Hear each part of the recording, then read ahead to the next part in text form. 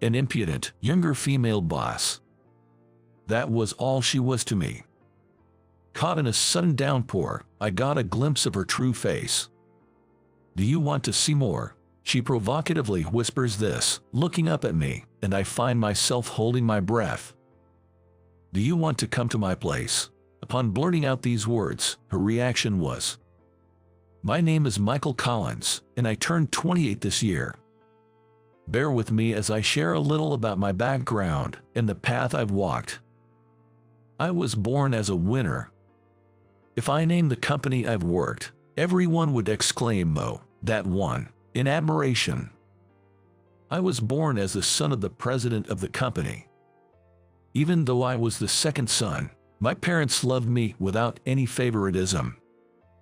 It was already decided by the time I graduated from elementary school that my older brother would take over my father's business. So, I had to find my own path. Both my parents were passionate about education. I didn't hate studying, and fortunately, I was better than most of my classmates. I realized I was naturally smart, perhaps like my father, around the time I was in high school. A gift I was born with.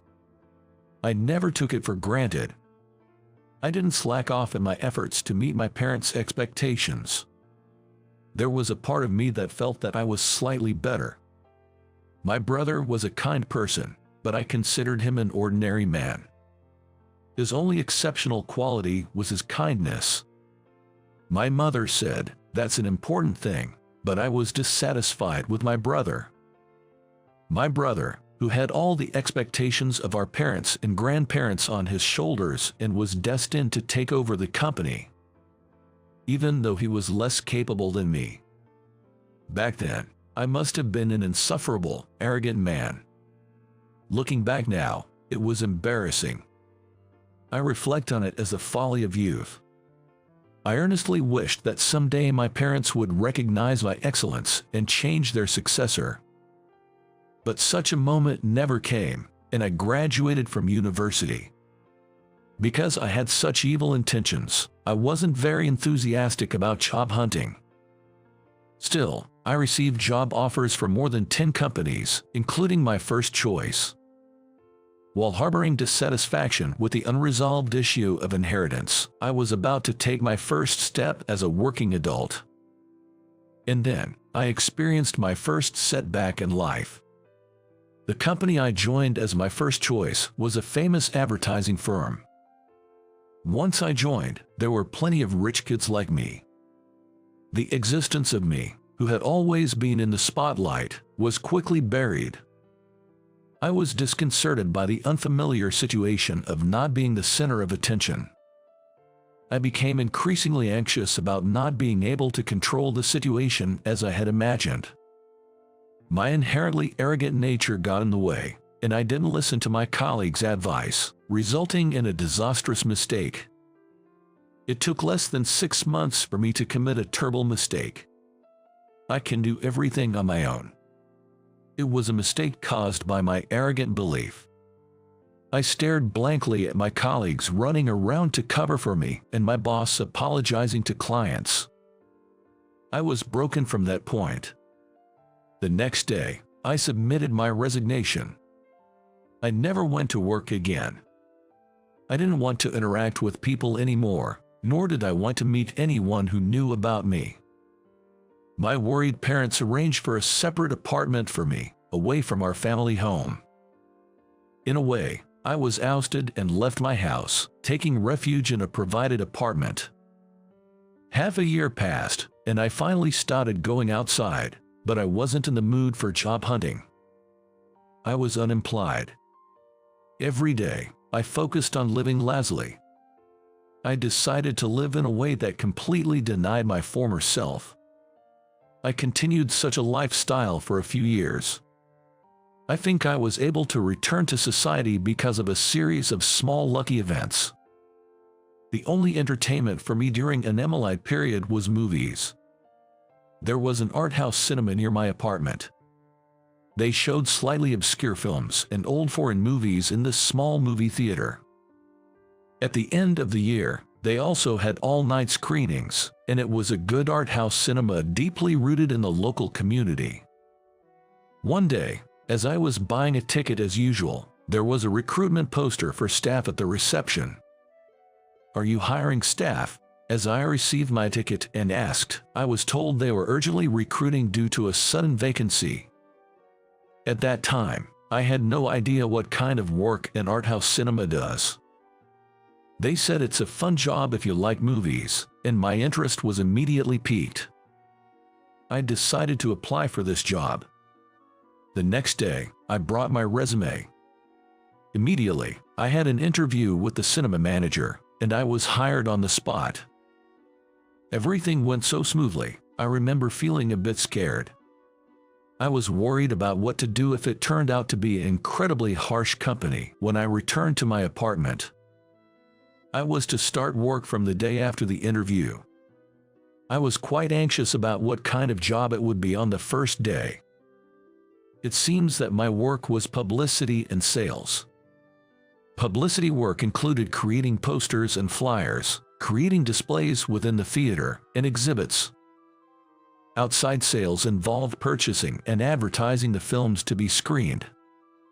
The staff was small and everyone was handling multiple tasks. "Hi, I'm Michael Collins. Nice to meet you." The person I bowed my head and greeted, my boss, was a girl who looked like a doll. I suppose I should call her a woman. But she really looked like a little girl. I was surprised again when I heard her age. She is 5 years younger than me. The cinema manager secretly told me that she dropped out of high school and was a part-timer. She seemed to have started working here after working multiple part-time jobs and being asked if she would like to work here. Her efforts after that were said to be tremendous. They also said she originally had good taste, and all the movies she purchased were hits. Now she's a famous super buyer in the industry. She and the cinema manager were in charge of my training.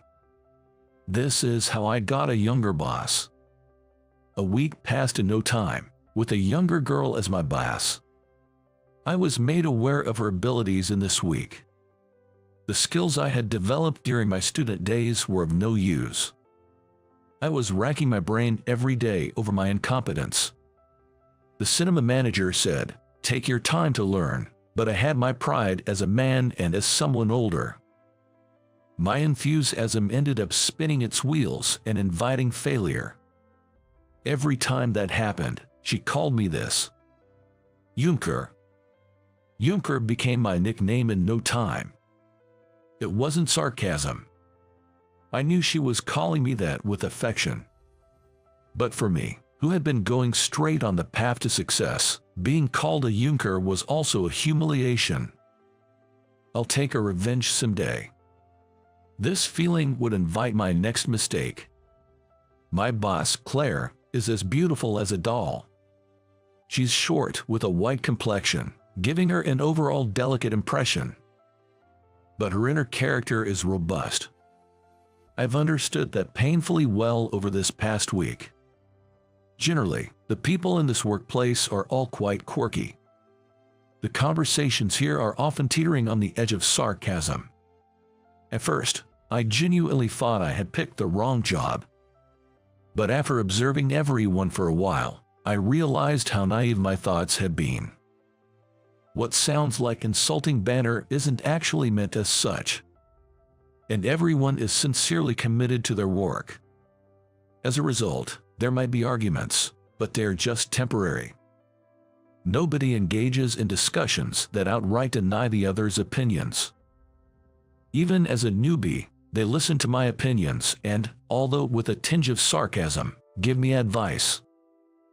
The pace at which employees grow in a workplace where there's no need to pretend to know everything seemed different. "Michael, have you finished ordering the flyers?" As soon as she returned from the client meeting, Claire threw instructions my way. "It's all good. The submission is done."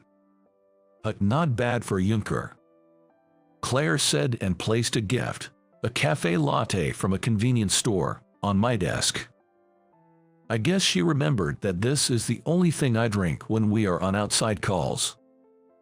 From the other desks, voices of complaint rose. Why don't we get anything? Don't be a baby. Go and buy it yourself. Even though everyone else is older, Claire is relentless. She's equally tough with the theater manager, making her practically the most powerful person here. I somehow feel a bit spoiled, but the theater manager laughs it off, saying that's just how it is with newbies. I can't always be babied by those younger than me. I pledged to myself, sipping the cafe latte. Sales is part of my job too. One day, I had an outside sales job. Claire was accompanying me. I had gone out with the cinema manager a few times, but this was my first time with Claire, and I was a bit nervous. To get me accustomed to going alone in the future, we visited a few ticket booths and bookstores. It had been sunny since morning, and the weather was nice, but after visiting about 5 places, the sky started to darken. It might rain. Do you have an umbrella? I don't usually carry an umbrella. Claire looked up at the overcast sky with a hint of anxiety. I realized I had never seen her carry an umbrella. I was about to ask why she didn't when suddenly, heavy rain began to pour. A sudden downpour. There's nothing we could do about this sudden heavy rain. Caught in the middle of a crosswalk, we started running. We managed to duck under a store awning and escape from the rain. Though we were soaked in the rain for just a few seconds, we were thoroughly wet from head to toe. I heard Claire click her tongue in annoyance. With a look of irritation, she took out a handkerchief to wipe her wet hair. Her makeup seemed to have smidged a bit from the rain. This sucks. She cursed, kicking my leg in frustration. I'm not the one who made it rain, you know. Huh, what? I looked down at Claire, and I felt a sense of discomfort. There was something different about her face. Her makeup was smeared, I think, but there was still something off. Observing closely, I realized what was causing this discomfort. Claire, did you have beauty marks under your eye? She must normally conceal them with foundation or concealer. 3 beauty marks lined up under her left eye. It felt like I had just discovered a secret about Miller, and it gave me a little thrill. Want to see more? She whispered, looking up at me, and my heart skipped a beat. It was pretty sexy. I was smitten by these suddenly revealed beauty marks. I've always had a thing for beauty marks. I'm well aware of it. Unconsciously, I moved a little closer to Claire and looked down at her. Do you want to come to my place? It's not far from here. Upon hearing my words, Claire's face turned bright red. I also started to feel a bit embarrassed. I tried to smooth things over, but before I could say anything, I got a swift kick in the shin. Ouch! Hey, what was that for? Shut up, you're such a yunker, stop talking nonsense. Claire spat out these harsh words, leaving me crouched there in pain as she ran off. The rain hadn't stopped. She'll be soaked by the time she gets home. I hope she doesn't catch a cold. I started to worry. When I returned to the cinema, Claire had apparently gone straight home and wasn't back at the office. The next morning, Claire's attitude was unmistakably cold. She was deliberately avoiding me. She wouldn't look at me, and her greetings were half-hearted. Even when I tried to discuss work, she handed tasks off to other seniors. She was systematically excluding me from her territory. Other staff members started questioning me. Hey, what did you do to her? It made things uncomfortable. During lunch break, I finally caught up with Claire, but she still wouldn't look at me. In a corner of the hallway, out of sight from other staff members, I confronted Claire. Why are you avoiding me? I'm not avoiding you. You're just imagining things, Junker. She glared up at me, and I couldn't help but recall what had happened the day before. As I gently rubbed the area under Claire's left eye with my thumb, the 3 hidden beauty marks reappeared. She glared back at me, not resisting my touch. Suddenly, my memory started to rewind. I had seen these beauty marks before. This was back when I was still a college student. Back then, I was arrogant and unlikable. I thought I was superior and couldn't imagine making a mistake. Both my classes and my social club felt like playtime, and I spent my time there aimlessly. There was a tavern that our club always used. An Italian-style tavern, a little fancy, perfect for wooing girls. That day, we had a mixer, 3 friends and 4 girls. I think most of the girls were interested in me. My buddy noticed it and began to get irked. I think if he's going to get irked, he might as well work on himself, but he doesn't seem to have that kind of ambition. Even worse, he started making passes at the young waitress who brought us our food. The girl, who looked about high school age, was blushing and clearly uncomfortable. Her hair was dyed silver and cut into a pixie style, adorned with several piercings. I thought maybe she was a bit rebellious. Because of her appearance, I assumed she could easily avoid the flirt. But I soon realized that appearances can be deceiving. She was genuinely distressed. Unable to rebuke the customer too harshly, she seemed to lack the experience to handle the situation smoothly. Seeing this, I, who had been trying to charm the doll-like beauty sitting next to me, signaled her with my eyes to hold on for a moment. "Hey, enough is enough. Can't you see she's upset?" I reached out, grabbing my friend by the collar as he leaned towards the waitress. While he was flailing, I managed to tell the waitress, "Go ahead, get out of here." "Dude, you've crossed a line." I patted my friend on the shoulder, laughing and diffusing the situation. From inside the counter, I could see the waitress bowing repeatedly to me. There were 3 little moles under her eyes. That's right, now I remember. Wait, the waitress, from that Italian bar. At my outcry, Claire gave a sharp click of her tongue. I had frequented that bar many times until I graduated. I must have seen that face countless times. "Aren't you going to marry that doll-like girl?" Claire asked out of the blue. She must be talking about my girlfriend from college. A girl who looks just like Claire now. As I thought about it, I suddenly realized. I can't believe it, it might be my misunderstanding, but... Claire, is that outfit a cosplay? Immediately after, I felt a sharp pain in my chin and groaned. Claire's headbutt had landed right on my chin. I crouched on the spot due to the pain, and Claire stood over me, looking triumphant. "Choose your words carefully, Junker," she declared arrogantly, looking down at me and clicking her tongue. As she walked away, I thought I heard a quiet "thanks for back then." "Cinema manager, I have something to ask you." I burst into the cinema manager's office and shouted that. The cinema manager laughed and said, "Oh, you've found out, huh?" According to him, he hired me because Claire wanted him to. Apparently, she asked him to hire me because I was her first love who helped her out, and now I was unemployed and struggling. Apparently, they even timed the job postings for when I was buying a ticket. I have been played by all the staff of this art house cinema. Claire had remembered the girl I was with at the time and tried to dress like her, she explained. It wasn't exactly cosplay, but it wasn't far off. The cinema manager laughed as he told me that Claire had sworn them all to secrecy about her change of appearance and everything else. Everything had been orchestrated by Claire. How roundabout.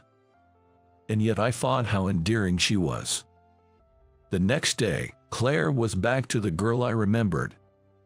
It seems her black hair was a wig. Sporting a very short haircut with numerous piercings, slim black pants, and a white t-shirt. If she appeared like this for our reunion, I would have recognized her immediately as Claire. Claire, completely back to her old self, acted as if nothing had happened. During lunch break, I gently ask her as she stuffs a pastry into her mouth at her desk. So I heard I was your first love. Have you always liked me? Claire gave me a stern look and clicks her tongue. Then she turned her face away and said, I hate you now. Caught off guard by her less than sweet response, I find myself saying, what? In surprise. Then, Claire, with a mischievous smile, turns her face towards me. You're a real Junker, you know. Her lobes were slightly red. Well, I guess I'd better graduate from being a Junker then. Please reconsider once I do. As I pet Claire's head, the headbutt comes flying into my side. Groaning and hunched over in pain, I stay crouched. You're so cheeky for a Junker. Leaving those words behind, Claire walked out of the office. But I suppose I can wait. I didn't miss the words she added in a small voice. The day she would stand next to me wearing a wedding dress seemed a long way off. So, what did you think? Subscribing the channel and it gives me the motivation to create more content. See you in the next video.